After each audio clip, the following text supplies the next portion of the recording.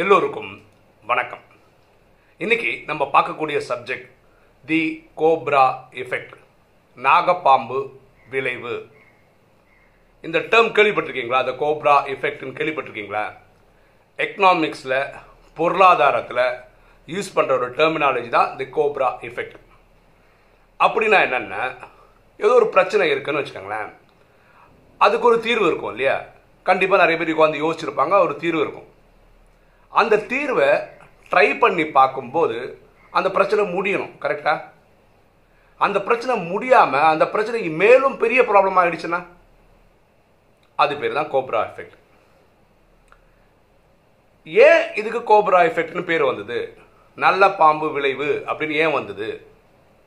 ஏன் வந்ததுன்னா, பல வருஷங்களுக்கு முன்னாடி பாரதத்தில், டெல்லியில் இந்த ராஜ ஆட்சிகள் நடந்துட்டு இருந்த காலகட்டத்தில் அந்த ஊரில் நிறைய நாகப்பாம்பு இருந்துதான். இந்த நாகப்பாம்பு வர்றவன் போகிறவனெல்லாம் கொத்த ஆரம்பிச்சிச்சு. நிறைய பேர் இறந்தே போயிட்டாங்க. அப்போ அன்னைக்கு ஆண்ட ராஜா இந்த பிரச்சனை ஒரு தீர்வு காணணும்னு ஒரு ஐடியா பண்ணார். அவர் என்ன சொன்னார்னா, பிரஜைகள்கிட்ட யாரெல்லாம் ஒரு நாகப்பாம்பை கொண்டுட்டீங்களோ அதை கொண்டு வந்து காமிச்சிங்கன்னா உங்களுக்கு ஒரு வெள்ளி நாணயம் பரிசு அப்படின்னு டிக்ளேர் பண்ணுறார். ஏன்னா மக்கள் வந்து ஒரு நல்ல பாம்பு அடிக்கலாம் போகிறதுக்கு தைரியம் காட்ட மாட்டாங்க அந்த காலத்தில். இப்போ கூட எனக்கும் தைரியம் கிடையாது.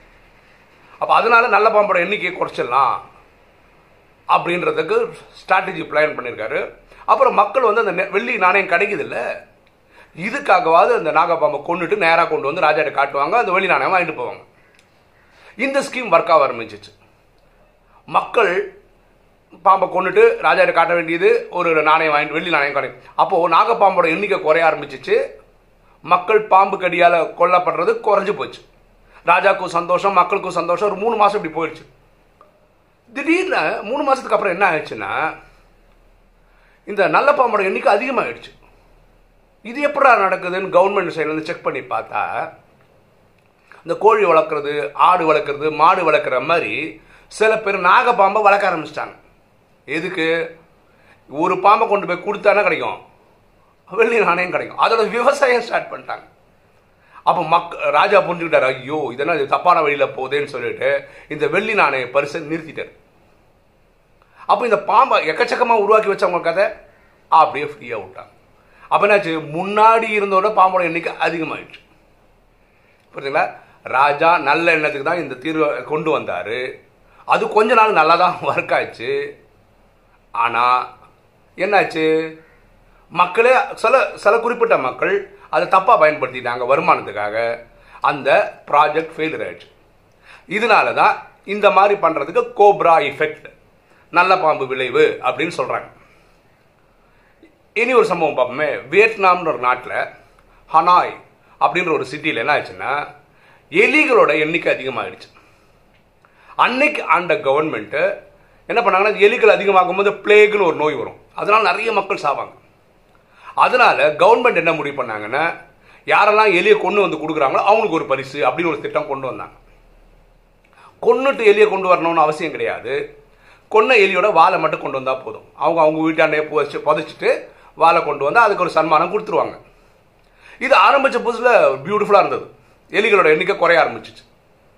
கொஞ்ச நாளுக்கு அப்புறம் இந்த கவர்மெண்ட் ஏஜென்சி என்ன பார்த்தாங்கன்னா, வாள்கள் இல்லாத எலிகள் நடமாட்டத்தை பார்த்தாங்க. அது எப்பறம் ஒரு எலிக்கு வாலே இல்லாமல் இருக்கும்.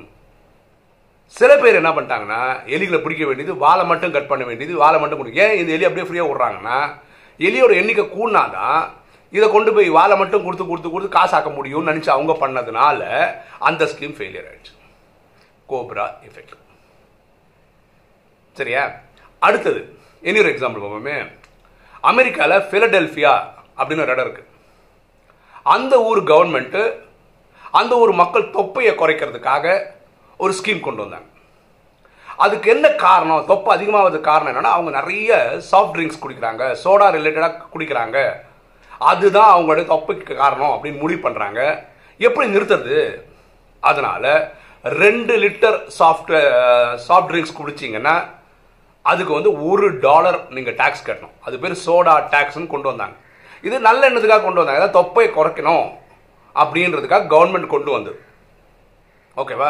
ஆனால் இது மக்கள் வந்து அந்த சோடா குடிக்கிற பழக்கத்தையோ, இந்த சாஃப்ட் ட்ரிங்க் குடிக்கிற பழக்கத்தையோ விடலை. நல்ல வசதி வாய்ந்தவங்க என்ன பண்ணிட்டாங்கன்னா, அந்த ஊரில் தானே டேக்ஸு, பக்கத்து ஊருக்கு போயிட்டு கேனாக வாங்கிட்டு வந்துட்டாங்க. இந்த ஊரில் ஏழை மக்கள் யாரால வேற ஊருக்கு போய் வாங்கிட்டு வர முடியலையோ அவங்க பாவம் $1 எக்ஸ்ட்ரா கட்டி வாங்கி யூஸ் பண்ணிட்டு இருந்தாங்க. ஸோ கவர்மெண்ட்டை பொறுத்த வரைக்கும் இந்த திட்டம் படு ஃபெயிலியர். ஏன்னா நினச்ச மாதிரி மக்கள் தொகை குறைக்கல, இது அதனால தான் அது பெரிய ஃபெயிலியர். வருமானம் குறைஞ்சி போச்சு. ஏன்னா டேக்ஸ் அதிகமானதான் $1 நிறைய வருமானம் வரும், அது வரல. ஏன்னா வசதி வாங்கினவன் கேனாக வாங்குறான், ஆனால் பக்கத்து ஊரில் போய் வாங்குறான். ஏழைகள் ரொம்ப கஷ்டப்படுறாங்க. இதுவும் கோப்ரா எஃபெக்ட். நம்ம பார்த்த எல்லா எக்ஸாம்பிள் கவர்மெண்ட் சம்பந்தப்பட்ட எக்ஸாம்பிள்ஸ். இதை கார்பரேட் டிசிஷன் எடுக்கிறதுனால கார்பரேட் கம்பெனிக்கு ஏற்பட்ட கோப்ரா எஃபெக்ட் என்னன்னு பார்ப்போமே. இந்த டாடா கம்பெனி உங்களுக்கு தெரியும், அவங்க கொண்டு வந்த நானோ கார், இந்த ஸ்மால் கார் இல்லை, அந்த காரு அவங்க கொண்டு வரும்போது அவங்க நினைச்சாங்க இது $1 பில்லியன் இண்டஸ்ட்ரி, ஒரு ரெவல்யூஷன் கிரியேட் பண்ணிட்டோம். இப்போ பைக்கே பார்த்தீங்கன்னா 1 லட்சத்துக்கு மேலே இருக்கு. அதே 1 லட்சத்து ரூபா நீங்கள் கார் கொடுத்தீங்கன்னா பைக் வச்சிருக்கோம் எல்லாம் காருக்கு வந்துடுவான். இதெல்லாம் அவங்களோட பயங்கரமான தாட்டு. ஆனால் கடந்த சில மாதத்துக்கு முன்னாடி என்ன ஆயிடுச்சுன்னா, நானோ காரோடைய ப்ரொடக்ஷன் டிவிஷனே க்ளோஸ் பண்ணிட்டாங்க. ஏன் ஒர்க் அவுட் ஆகலன்னா, அதோடைய முதலாளி சொல்கிறார், ரத்தன் டாடா சொல்கிறாரு, இந்த சீப் கார் அப்படின்னு தான் அட்வர்டைஸ்மெண்ட் கொடுக்குறாங்க நானோ காரில். Small car, cheap car. இந்த சீப் காருன்ற அந்த அடைமொழி தான் எங்களுக்கு இவ்வளோ பிரச்சனை காரணம் அப்படின்றார். ஏன்னா இப்போ பாருங்களேன், என் வீட்டில் ஒரு கார் இருக்குன்னு வச்சுக்கலாம், பெருமை எங்கிட்ட கார் இருக்கு, எங்கிட்ட கார் இருக்குன்னு சொல்லுவாங்க எல்லாருமே, கரெக்டா? ஆனால் நானோ கார் வச்சுருந்தேண்ணா, சீப் கார் வச்சிருக்கியா, ஸ்மால் கார் வச்சிருக்கியா? அப்போ என்ன ஆச்சுன்னா, அந்த ப்ரெஸ்டீஜ் போயிடுச்சு இல்லையா, அந்தஸ்து போயிடுச்சு இல்லையா சொசைட்டியில். அதனாலேயே இந்த சீப் கார் வாங்கினா நானும் வாங்க மாட்டேன், கொஞ்சம் பெருசாக வாங்குவேன், அவ்வளோதான். இது ஒரு பிரச்சனை உங்களுக்கு. மக்கள் சீப் கார்ன்றதெல்லாம் வாங்காமல் போனது ஒரு பிரச்சனை. ரெண்டாவது பிரச்சனை என்னென்னா, யூஸ்டு கார் இருக்குல்ல, செகண்ட் ஹேண்ட் கார்.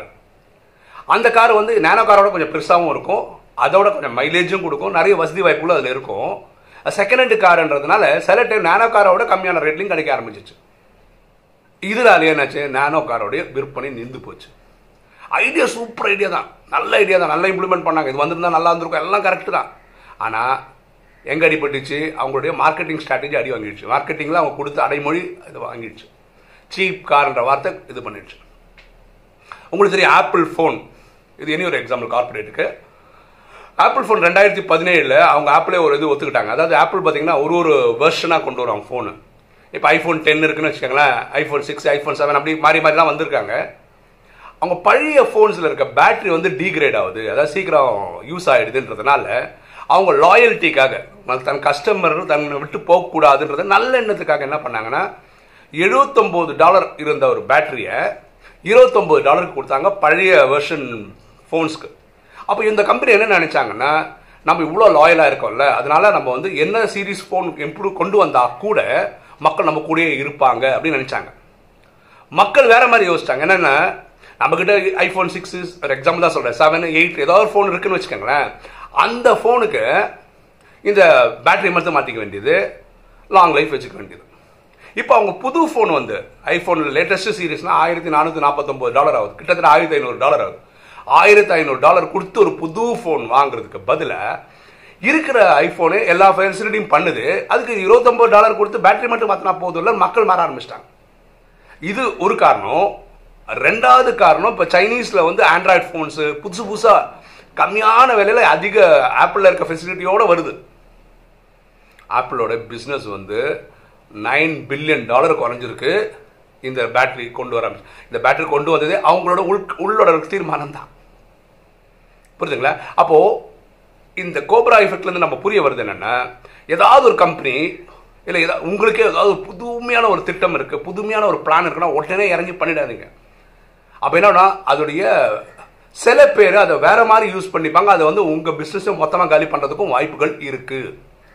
அப்போ ஒரு புது பிஸ்னஸ் நீங்கள் கொண்டு வரும்போது அந்த கோப்ரா எஃபெக்டையும் நீங்கள் சேர்ந்து உட்காந்து அனலைஸ் பண்ண, வேற எப்படிலாம் இது மிஸ்யூஸ் ஆகலான்னு யோசிச்சு அதையும் ஃபிக்ஸ் பண்ணீங்கன்னா டேமேஜஸ் கம்மியாக இருக்கும். அதுதான் இதோடைய ஐடியா, சரியா? ஸோ பிரெயின் ஸ்டார்மிங் பண்ணி புது ஐடியா கொண்டு வந்து எக்ஸிக்யூட் பண்ணுறது பெரிய விஷயம் கிடையாது. அதே மாதிரி இந்த கோப்ரா எஃபெக்டையும் பார்க்கலன்னா ஆப்பிள் மாதிரி பெரிய கம்பெனி அடி வாங்கியிருக்கு. அவங்க அந்த பேட்டரியோட வேலை அப்படியே வச்சுருந்தாங்கன்னு வச்சுக்கோங்க, புது ஃபோனுக்கும் போயிருக்கலாம். ஏன்னா அந்த பேட்டரி ரொம்ப நாள் நிற்கலை, அதனால் புது ஃபோன் போய் தான் ஆகணும்னு சொல்லி $1500 வாங்கியிருப்பாங்க, பிஸ்னஸ் நின்றுருக்கும். ஆனால் அவங்க அதை யோசிக்கலை, லாயல்ட்டிக்காக அது பண்ணி அது அவங்களுக்கே தலையில் மண் வாரி போட்டுக்கிட்ட மாதிரி ஆயிடுச்சு. ஓகே, ராஜயோகத்தில் கூட மெடிடேஷனில் கூட ஒரு கோப்ரா எஃபெக்ட் இருக்குது. ஒரு சுவாரஸ்யத்துக்கு ஒரு எக்ஸாம்பிள் சொல்கிறேன் பாருங்களேன். சுவாரஸ்யத்துக்காக இப்போ ஒரு எக்ஸாம்பிள் சொல்கிறேன். ஒருத்தருக்கு நான் ஒரு $1000 கொடுத்தேன், கேட்டார், கொடுத்தேன்னு வச்சுக்கோங்களேன். அந்த நபர் என்ன சொல்கிறார், நான் 1 மாதத்துக்கு அப்புறம் கொடுத்துட்றேன்னு சொல்கிறான்னு வச்சுக்கோங்க. 1 மாதத்துக்கு அப்புறம் நம்ம அவர் கொடுக்காதனால நம்ம கேட்குறோன்னு வச்சுக்கோங்களேன். அப்புறம் அவரே சொல்லலாம், இதே ராஜயோகத்துக்கு எக்ஸாம்பிளை வச்சு சொல்லலாம். என்ன சொல்லலாம்னா, பிரதர் நீங்கள் ராஜயோகம் உங்களுக்கு நல்லா தெரிஞ்சிருக்குல்ல, இது எல்லாமே கர்ம கணக்கு தானே, நீங்கள் ஏன் போன பிறவியில் எங்கிட்ட அது வாங்கின காசை கரெக்ட் டைம் நீங்கள் தராதனால இந்த பிறவியில் இது ரிட்டர்னாக நடக்குது அப்படின்னு ஏன் புரிஞ்சுக்க கூடாது? அதனால போன வாட்டி நான் கொடுத்துருந்தா நீங்கள் இருந்தாலும் திருப்பி கொடுப்போம், திருப்பி வாங்கியிருந்தா இல்லை, அந்த கணக்கு நம்மகிட்டயே பேசுவாங்க. இதுதான் கோப்ரா எஃபெக்ட் ராஜயோகத்தில். இதுக்கு ரொம்ப விளக்கமாக பரமாத்மா சொல்கிறாரு, இதுக்கு ஆன்சரும் சொல்கிறாரு. அவர் என்ன சொல்கிறாருன்னா, குறிப்பறிந்து நீங்கள் இந்த நாலேஜை கொடுக்கணும் அப்படின்னு சொல்கிறாங்க. அப்போ குறிப்பறிந்து கொடுக்கணும்னா என்ன வேணும்? நமக்கு நாலேஜ் வேணும். நாலேஜ் எப்போ வரும்? பரமாத்மா நினைவில் இருக்கும்போது புத்தி பவர்ஃபுல்லாகும்.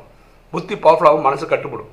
அப்போது நம்ம அஷ்டசக்திகள், தெய்வீக குணங்கள், தெய்வீக கலைகள் தாரணை பண்ண ஆரம்பிச்சிடும். அப்போ யாருக்கிட்ட என்ன பேசணும்னு புரிஞ்சுக்கும். அந்த டைமில் தான் இதெல்லாம் கரெக்டாக பண்ணுவோம். அது வரைக்கும் நம்ம என்ன பண்ணலாம், யாருக்கிட்டாவது நம்ம பணம் கொடுக்குறோன்னா கொடுக்கும்போது என்ன நினைக்கணும்னா, எங்கிட்ட இருக்கிற சர்ப்ளஸ் பணம் தான் நம்ம கொடுக்கணும். அது வரவே இல்லைனாலும் பரவாயில்லன்னு சொல்லி கொடுக்குற மாதிரி நிலைமையில இருந்தால் மட்டும் நம்ம கொடுக்கணும். அப்போ தான் நமக்கு சமாதானம் இருக்கும். ஓகேவா? நம்ம யாருக்கிட்ட வாங்கியிருந்தோம்னா, நான் வாங்கியிருக்கேன் கொடுத்தே ஆகணும்னு நினச்சி வாங்கணும், கொடுக்கணும். இதுதான் வழி. ஓகேவா? ஸோ கோப்ரா எஃபெக்ட்ன்றது நல்லதுன்னு நினச்சி ஒரு சொல்யூஷன் கொடுக்க போய் அந்த சொல்யூஷனே அந்த ப்ராப்ளத்தை பூதகரமாக்கி பிரச்சனை பெருசுபடுத்தி விட்டுறது தான் கோப்ரா எஃபெக்ட். ஸோ நீங்கள் நல்ல விஷயம் நீங்கள் ஏதாவது ஒன்று பண்ண போகிறீங்கன்னா இந்த கோப்ரா எஃபெக்ட் என்ன இருக்கும்னு நீங்கள் கண்டுபிடிக்கணும். அந்த மாதிரி டேமேஜஸ் மினிமைஸ் பண்ணுறதுக்கு ஒரு ஐடியா கண்டுபிடிச்சிங்கன்னா தான் எந்த ஒரு சிஸ்டமும் நல்லபடியாக ஒர்க் அவுட் ஆகும். ஓகே, இன்னைக்கு வீடியோ உங்களுக்கு பிடிச்சிருக்கோம் நினைக்கிறேன். பிடிச்சிங்க லைக் பண்ணுங்கள், சப்ஸ்கிரைப் பண்ணுங்கள், ஃப்ரெண்ட்ஸ்க்கு சொல்லுங்கள், ஷேர் பண்ணுங்கள், கமெண்ட்ஸ் போடுங்க. தேங்க்யூ.